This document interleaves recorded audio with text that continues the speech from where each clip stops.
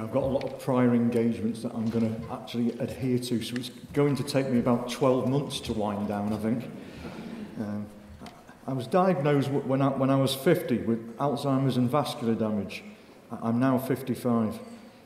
My memory was getting worse, I was getting scatty, word finding was becoming quite difficult. I didn't notice at the time, but sorted out money, loose change was becoming problematic.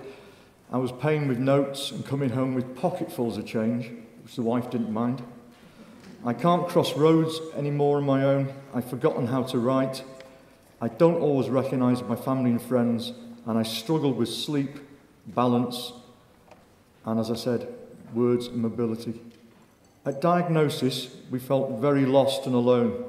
In fact, my whole family was lost, because don't forget, we all share the diagnosis, because when a diagnosis is given, it affects the whole family, and even your friends.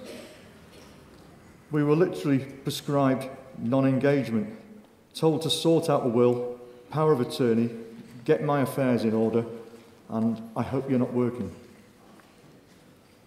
One can live with dementia. I'm not sure about living well all the time. That's quite a high standard to maintain, but one can live with dementia. As long as we are given the right information, tailored to us, flexible support, and a little risk thrown in for good measure.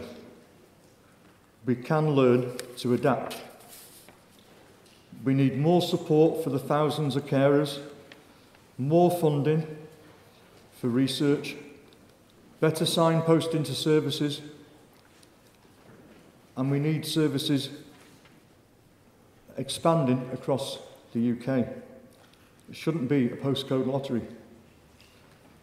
We must have services that inform us of what they can do to help us.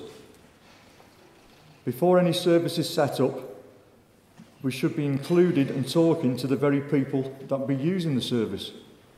It's not rocket science. It shouldn't be a postcode lottery, again, as I said. A pathway for treatment, intervention, rehabilitation should be universal and should be offered at diagnosis. No one should ever feel alone with this illness. Everyone has heard the word dementia, but the trouble is, not a lot of people out there understand it, including me and my family, before I was diagnosed. But with understanding, fear can be reduced. It's lack of knowledge, it's the unknown that people fear the most. That's why dementia-friendly communities should be based firstly on education. Education which should start in schools.